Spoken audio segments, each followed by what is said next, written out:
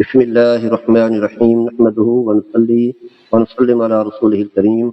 وعلى آله الطيبين وأصحابه الطاهرين اما بعد۔ خواتین، قابل احترام خواتین، ماہ رمضان کے حوالے سے یہ درس کا سلسلہ ہے جس میں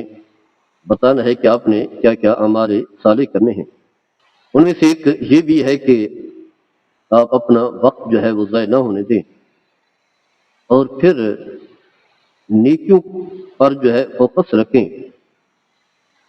نیکیاں زیادہ سے زیادہ جو ہے جمع کریں، بلکہ نیکیاں کرنے میں اپنے آپ کو تھکا دیں، کیونکہ آج کی تھکاوٹ آخرت کی راحت اور آرام کا ذریعہ بنے گی۔ آخرت ایک طرف رہی، جب آپ عالم برزخ میں جائیں گی، آپ کا تعلق دنیا سے ختم ہوگا، جسم سے روح نکالی جائے گی، آپ کو قبر کے سپرد کیا جائے گا، اس کی برکات آپ کو اس وقت ملیں گی، بلکہ اس سے پہلے جب روح نکلنے کی گھڑی آئے گی، اگر آپ کے اعمال زیادہ ہیں، نیکیاں بہت زیادہ ہیں،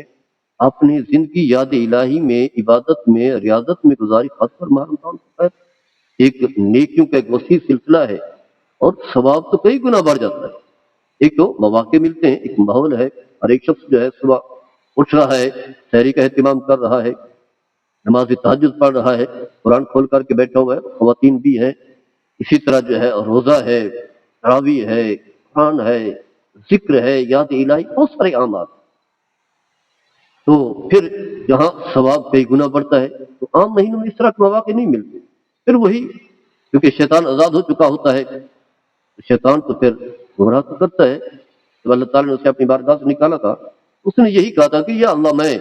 تیرے بندوں کو جو ہے گمراہ کروں گا، دائیں طرف سے آؤں گا، بائیں طرف سے آؤں گا، سامنے سے آؤں گا، پیچھے سے آؤں گا، لوگوں یہ نماز سب کو گمراہ کر کے رکھوں گا، الہ عبادت مخلصین جو تیرے خالص بنتے ہیں وہ بچ جائیں۔ شیطان تو ایک مہینہ جو ہے وہ تو جیل میں رہا ہے، پھر پوری طاقت کے ساتھ الحمدللہ ایک بہترین موقع ہے، پھر ثواب کئی گنا بڑھ جاتا ہے، ماہ رمضان کی برکات ہے، پھر ایک ماحول ہے۔ آپ کوشش کریں زیادہ سے زیادہ نیکیاں جمع کریں، یوں سمجھ لیں کہ ایک لمحہ بھی ضائع نہ ہونے دیں، اور اپنا احتساب بھی کریں، ماضی کا جائزہ بھی لیں، اگر زندگی میں کوتاہیاں ہوئی ہیں، کمزوریاں ہوئی ہیں، توبہ اور استغفار، توبہ اور استغفار، خوب توبہ اور استغفار کریں، اور یہ یقین کے ساتھ کہ اللہ تعالیٰ جو ہے میرے سارے گناہ معاف فرما دے۔ اللہ کا وعدہ بھی ہے، یا ایھا الذین آمنوا توبوا الی اللہ توبۃ نصوحا عسیٰ ربکم ان یکفر عنکم سیئاتکم، اور اسی طرح جو ہے اگر لوگوں کے حقوق ہیں تو معافی وغیرہ مانگ لیں۔ یہ بات یاد رکھیں کہ اصل میں جو زاد راہ، یعنی ہم نے ایک طویل سفر جو ہے وہ طے کرنا ہے، کیونکہ دنیا میں ہم نے تھوڑا عرصہ رہنا ہے، 40 سال، 50 سال، 60 سال، 70 سال، 15 سال تو بچپن میں گزر جاتے، انسان احکام شریعت کا مکلف بھی نہیں ہوتا، 14-15 سال اللہ کی طرف سے کوئی حکم نہیں آتا کہ نماز قائم کرو، زکوٰۃ دو، یہ باقی اعمال صالح کرو، اس کے بعد پھر اللہ کی طرف سے۔ تو یوں سمجھ لیں کہ 50 سال، 55 سال، اگر آپ کی عمر جو ہے 70 سال کی تو 55 سال، 80 سال کی تو 65 سال، پھر ہوتی بھی نہیں ہے، 60 سال کی تو 45 سال، گویا کہ آپ نے 45 سال جو ہے، 40 سال اگر اتنی عمر مل بھی گئی، آپ نے قربانی دینی ہے۔ اس کا فائدہ یہ ہوگا کہ جو ہی آپ اس دنیا سے رخصت ہوں گی، روح نکالتے وقت جو ہے اللہ کے فرشتے زمین پر اتر آئیں گے، اور آپ کا جو کفن دیا جائے گا بطور اعزاز کے، یعنی اعمال کی جو برکات، اعمال کا جو اللہ تعالیٰ آپ کو ثمر عطا فرما رہا ہے، جو فرشتے کفن لے کر کے آئیں گے، وہ کفن بھی جنت سے لایا جائے گا۔ یہ جو ہم جو ہے نا طرح طرح کے کفن جو ہے وہ تیار کرتے رہتے ہیں، ہمارا کفن جو ہے غلاف کعبہ ہو، ہمارا کفن جو ہے فلاں جگہ سے لایا جائے، فلاں جگہ سے، ٹھیک ہے، اچھی نیت ہے، اس کے بھی برکات ہیں، کیونکہ وہ بھی حدیث سے ثابت ہے، لیکن مین جو ہے وہ عمل ہے۔ اگر عمل نہیں ہے تو پھر یہ آپ کے کفن کام نہیں آئیں گے، چاہے وہ حرام خانہ کعبہ کا ہی کیوں نہ، خلاف کعبہ ہی کیوں نہ، ایک یا ایک سے زائد ہی کفن کیوں نہ رکھ دیے جائیں، عمل نہیں ہے تو پھر کوئی فائدہ نہیں ہے۔ لوگوں کے کہنے سے کچھ نہیں ہوگا کہ فلاں کو تو اتنا بڑا عظیم کفن ملا ہے، یہ جنازے میں لاکھوں لوگ بھی شامل ہو جائیں گے تو اس سے کوئی فرق نہیں پڑتا۔ مین عمل، عمل کے ساتھ اگر یہ اضافی چیزیں ہو جائیں تو پھر کیا ہی بات ہے سونے کے ساتھ۔ لیکن ایسا نہیں ہے کہ آپ جو ہے عمل کے بغیر جو ہے خرچ آپ کے اعمال صالح ہیں تو پھر اللہ کے فرشتے جنت سے کفن لے کر آئیں گے، اور اتنی زیادہ ہوں گے زمین آسمان کے درمیان خلا پور ہو جائے گا، خوشبوئیں وہاں سے لائیں گے، کفن دیں گے، آپ کی روح کو لے کر اللہ کے بارگاہ میں پیش ہوں گے، مقام اعلیٰ علیین میں جو ہے پہنچیں گے، یہاں خوش نصیب ہے، پھر جنت میں جائیں گے، قبر میں جائیں گے تو قبر فرمائنا والقبر اور روزۃ من ریاض الجنہ، قبر جنت کے باغوں میں سے ایک باغ ہوگی، اس سے پہلے خود اللہ تعالیٰ آپ کو کہہ رہا ہوگا یا ایھا النفس المطمئنہ ارجعی الی ربک راضیۃ مرضیہ، اے زندگی میں دنیا میں اطمینان کی زندگی گزارنے والے، یعنی اللہ کی نافرمانی سے بچنے والے اور اللہ کی عبادت پر مطمئن زندگی گزارنے والے، اللہ کے احکام کو کبھی ترک نہیں کیا، اللہ کی خوشنودی میں ہمیں زندگی گزارنے والے، تو اب میری طرف آ جا۔ اب دنیا کی جو مشکلات ہیں، تکلیفیں ہیں، پریشانیاں، حزن و مرار ہے، اب اسے چھوڑ دے، اب راحت کی طرف آ، کیونکہ عبادت کے ذریعے سے خود کو بڑا تھکایا ہے، بڑی مشقتیں اٹھائیں، اب میری طرف آ جا، اللہ تم سے راضی ہے اور تم بھی اپنے رب سے راضی۔ اب فادخلی فی عبادی وادخلی جنت، جنت میں داخل ہو جاؤ میرے بندوں کے ساتھ، جہاں میرے بندے موجود ہوں گے جنت کے اعلیٰ مقام پر، تم بھی وہاں موجود۔ گویا کہ ابھی سے جو ہے اعزازات کا سلسلہ شروع ہوتا ہے، پھر قبر فرمایا جنت کے باغوں میں سے ایک باغ بن جاتی ہے، پھر جب انسان اٹھتا ہے تو اس کے نامہ اعمال جو ہے اس کے ساتھ ہوتے ہیں، اعمال کے سائے میں جو ہے وہ صراط سے بھی عبور، اوپر صراط بھی عبور کرے گا، پھر جنت میں جائے گا۔ قیامت کے دن جب اس کے نامہ اعمال کو کھولا جائے گا تو اتنا خوش ہوگا اور اسی شخص کے پاس قربانی تو دینی پڑتی ہے۔ یہ بچے ہیں چھوٹی چھوٹی تعلیم حاصل کے لیے، دنیاوی کسی عہدے کو لینے کے لیے، خاص کر کے جو CSS کا امتحان دیتے ہیں مقابلے کا، کیونکہ ایک بڑا عہدہ ملتا ہے، بڑا پروٹوکول ہوتا ہے، بڑی گاڑیاں ہوتی ہیں، پھر بڑی تنخواہیں ہوتی ہیں، اس کے لیے تو دن رات کر لیتے ہیں۔ حالانکہ یہ عہدے، یہ پروٹوکول تو عارضی ہے، آپ کو جو پروٹوکول ملے گا وہ دائمی ہے، اور یہ پروٹوکول بھی اللہ کی طرف سے ملے، تو لہذا نیکیاں کرنے میں جو ہے، اعمال صالح جمع کرنے میں جو ہے خوب جو ہے وہ ہمت دکھائیں، خوب جو ہے قربانی دیں، تاکہ اللہ تعالیٰ ارشاد فرماتا ہے ان الذین یتلون کتاب اللہ وقاموا الصلاۃ وانفقوا مما رزقناہم سرا وعلانیہ یرجون تجارۃ لن تبور